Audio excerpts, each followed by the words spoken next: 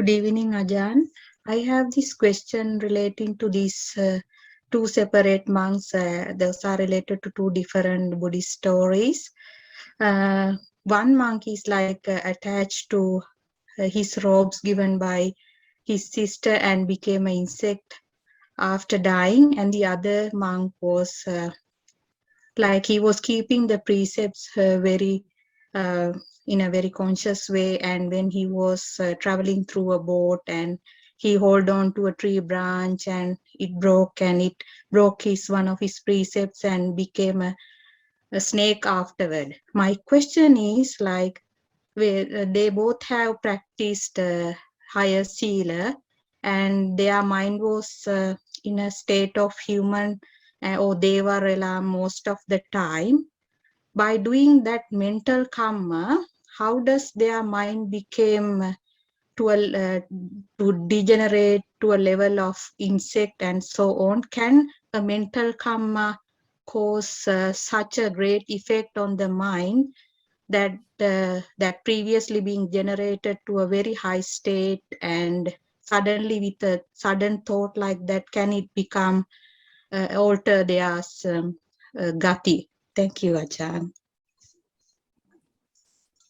Yeah, well, these stories are often quoted, aren't they?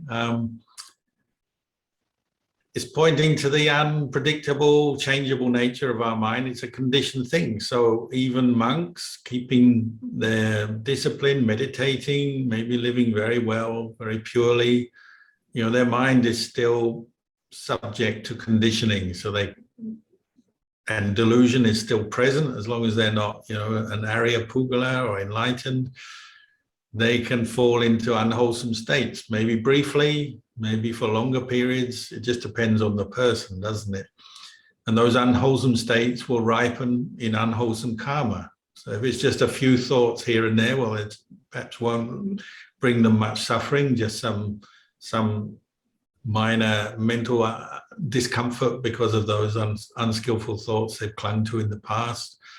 But if it leads on to action, well, one thing you have to remember for a Buddhist monk or nun who receives alms and is supported by the laity and has a very high standard of sila, they can do a lot of good because of their lifestyle and the way they practice. But also they can make some negative karma because it's a responsibility, isn't it? You take on the Vinaya that the Buddha taught. There's a responsibility with that. So if one breaks a rule, breaks a precept, you know, the consequences may be even slightly more than for a layperson because the responsibility is more. It just depends on the person, their character, their karma, the situation. But one thing you have to remember, say in the case of the monk who clung to the delight in these new robes that he had received, he had asked for them, so perhaps that's where he slipped up. He gave into a desire to have some good robes before he died, and his sister, out of love, she acquired the robes and offered them to him. So he's very happy and proud with this new set of robes, and then he died with that state of mind. So they say he was reborn as a little bug on the robes. But that's only for 7 days. Bugs don't live that long, and then he was reborn in heaven. So karma is like that. Karma is constantly ripening, good and bad. And sometimes the good ripens first and then the bad. Sometimes the bad ripens first, then the good. It's kind of a constant ripening process depending on causes and conditions. And so it's not uncommon for human beings, whatever their lifestyle, you know, whether they're ordained or just a layperson, you know, when they die, a certain karma will come up first and it will lead to rebirth in a certain realm, good or bad, depending on that karma. But then after a while, that karma wears off and then they're reborn in another realm. This is what we call samsara. It's the endless cycle of birth and death. And as long as we are making karma with a sense of self, clinging to this self-identity, then there'll be rebirth and rebirth in good and not so good realms. And this is why the Buddha put so much emphasis on developing the path to the point where the 8 factors of the Noble Path merge into the mind. They're all established faith is established, sila is established, samadhi is established, and then insight into the three characteristics is established, the mind won't degenerate then, so then there won't be any rebirth in the lower realm or a realm of unhappiness, and one will only be developing good karma. And if old bad karma comes to ripen, then one has the right qualities to deal with it, to be patient with it, to see it as impermanent, as not self, to let go and move on. So we take our lessons from the noble ones. You know, we've all made some bad karma in the past. We've all had clinging, attachment, coarse, subtle. The idea is to develop awareness and let it go.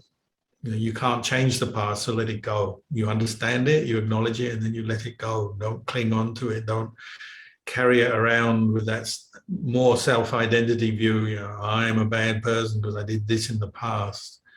You acknowledge the bad or the mistakes you made, the unwholesome karma you made, but then let it go. Then you're free from it and focus on developing the path, making good karma in the present. This is the way we get beyond karma. Thank you. Right. Can I now please invite the next person, Kim? Kim from Sydney. Can you unmute yourself? Yes, please ask your question. Yes. Hi, Ajahn. This is the first time I put the questions. I heard a few teaching from you on YouTube. I feel, with the view and the delusion is the two things that, very difficult to differentiate. Delusion, view, and how come we make it become less deluded or even, not wrong view. Because even Buddhism would have view in Buddhism, and Catholic or Christian would have view of Christian and Catholic, because we are taught to believe in that doctrine. And also, with our eyes and ears, for example, we hear, we see with the perception. But I wonder, the awakened one and deluded one as myself, when I heard the word or the sentence, see it as it is. But I think as it is, of two different minds would be different. So my question is, how can, even I practice the Buddha teaching, the Noble Truth, the iPhone, the cause and effect, and the cause and condition, etc. But I still don't trust what I recognize is the absolute truth or the ultimate truth. I still think that, I still have lots of delusion and still have lots of personal view and still have lots of, wrong perception. So would you please help me how to get out of those things? Thank you. Yeah, I think we're all in the same boat here. So, number one, having respect for the noble ones, the Buddha and the noble ones, and listening to the Dhamma, listening to the Dhamma regularly, that's a good start. And then practicing meditation regularly, developing this quality of mindfulness, clear comprehension, so that you can look at and develop deeper understanding of your own experience. Ultimately, mindfulness is what cancels out delusion.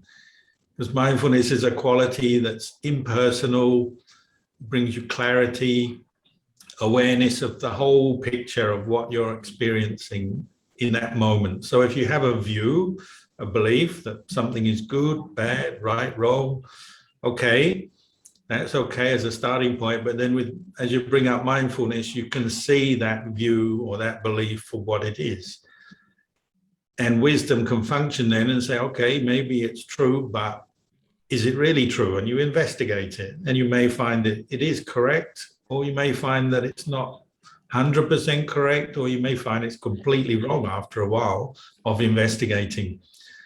So a very simple guideline here is, Ajahn Chah used to say, practice mindfulness, and then consider that whatever you're examining, whatever you're considering from this place of mindfulness, it's not certain. Just bring up this simple reflection. It's not certain. It's not sure.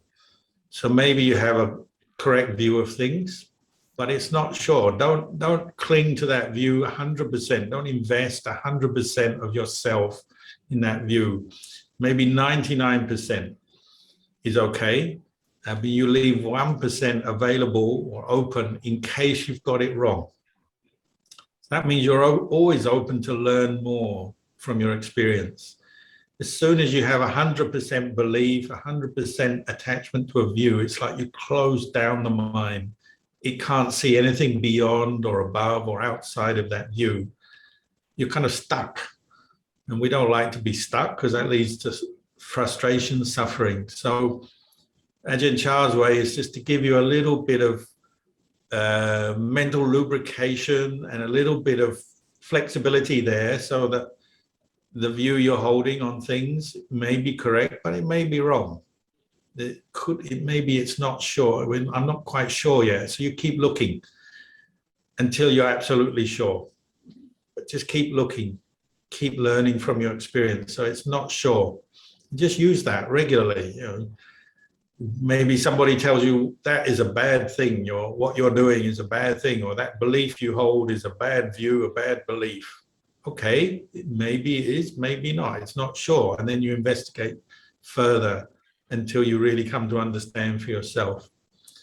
So if you keep that ability to see the uncertainty of your views, you know, you're not completely committing to a view or a belief yet. You're holding it in the mind and you're saying, yeah, maybe it is, but you're also aware that maybe things will change over time with new information, and as you practice more, maybe your view will change. So you're aware of that as well. So that way your mind is able to hold and look at things mindfully and with some wisdom, rather than just sticking to one thing or another and then just shutting the mind down. Then you can't learn anything new.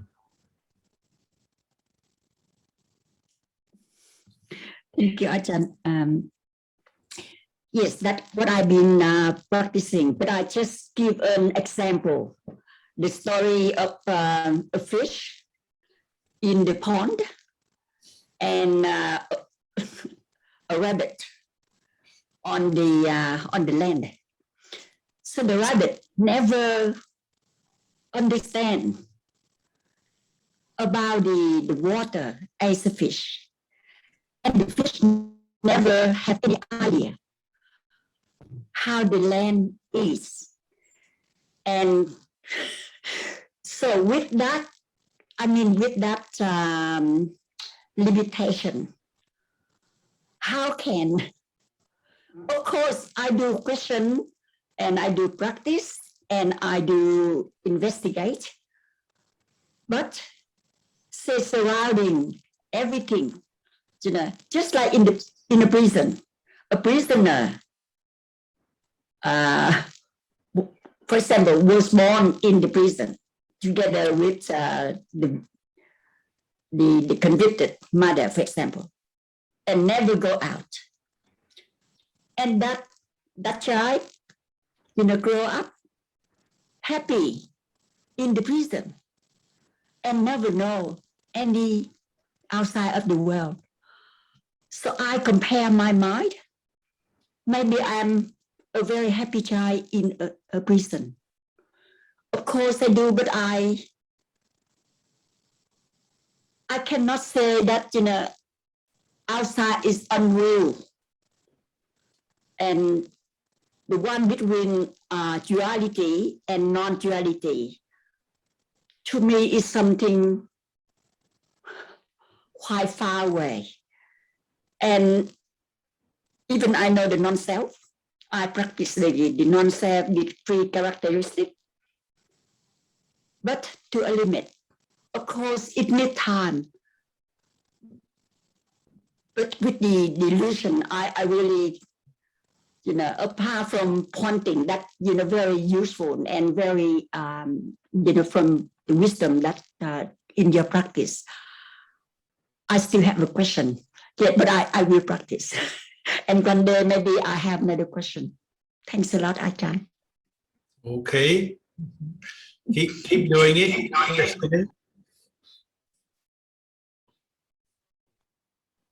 Thank you, Lampo. There is a typewritten question. Please allow me to read it out. Dear Ajahn, and this is from Leong Wei Fang.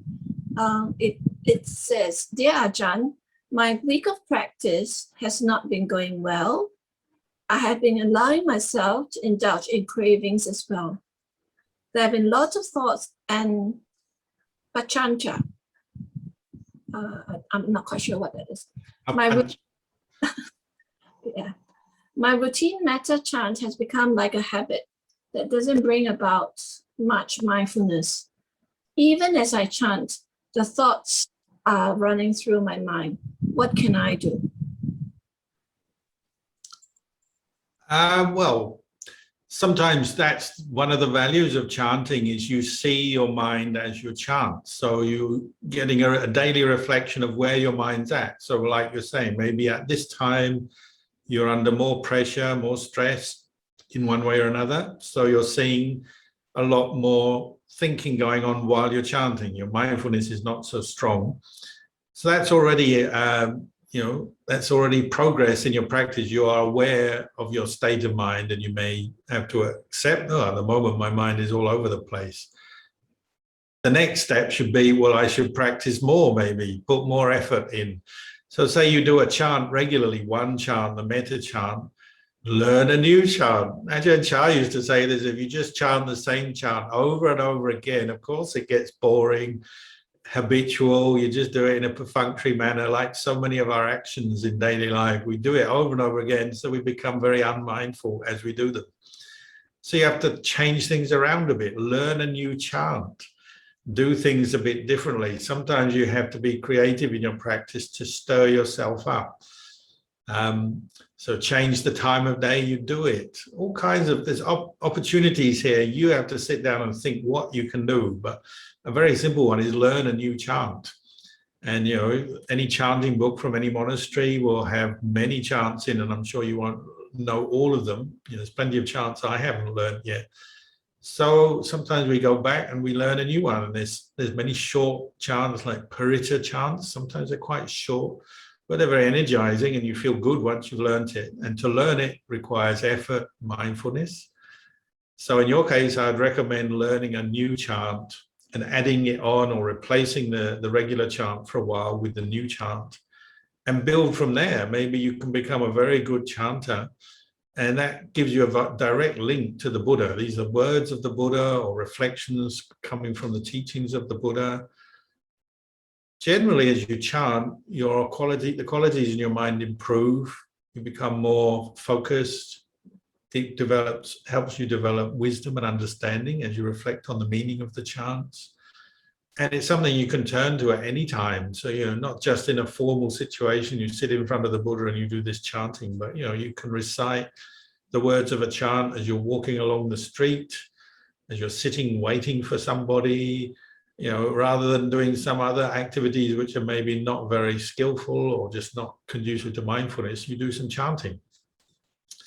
Luang Por Opat came to visit us in Australia many years ago, and he's a great chanter, and he's always inspiring to hear as a chanter. And when he left Australia to go back to Singapore, he flew to Singapore and then on to Thailand.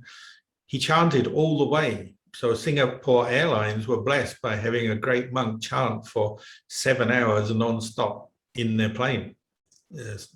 I've also been in a plane with Luang Por Anand. We went to the Himalayas to visit Lumpini, where the Buddha was born, and then we went to Pokhara and Kathmandu, and it was a trip that was organized. And during the flight, as is very common in the Himalayas, you fly through there, that there's a lot of air turbulence, and so everyone on the plane who was not used to it, they got very scared. So we got the whole plane chanting Iti Piso together. So, chanting is something that you can bring up at any time to steady your mind, bring up mindfulness, bring up wisdom by reflecting on the Dhamma, calm yourself. It takes effort though. So it's up to us. If you want to get beyond habitual, perfunctory states of mind, falling into the same old ways of thinking, routines of thinking, you have to make effort. That's what the Buddha taught. Effort is a huge part of our practice. So learn a new chant. That will make you make more effort in your practice. Thank you, Luang Por. And Anumodana for today's session, Luang Por. I think just to take leave from you, we're also very grateful, Luang Por, that you're taking time off your own personal self-retreat during this time of the Vasa to teach us so generously and share time with us. Though we cannot be there physically to pay our respects to you, we want to pay our respects here to you, Luang Por, as you take on your completion of your self-retreat and towards the end of the Vasa. So brothers and sisters, let us all now bow in gratitude to Luang Por for sparing time. As a monk, this is the discipline that they have to take in quiet time, but he's taken his quiet time to share this with us. Let us express our anumodana and gratitude by bowing 3 times.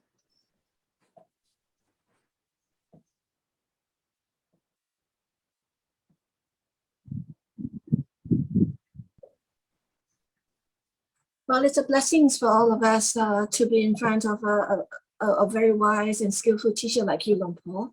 And I believe that in a couple of weeks' time, you'll also be sharing space with us closer to the end of the Vasa in a virtual retreat.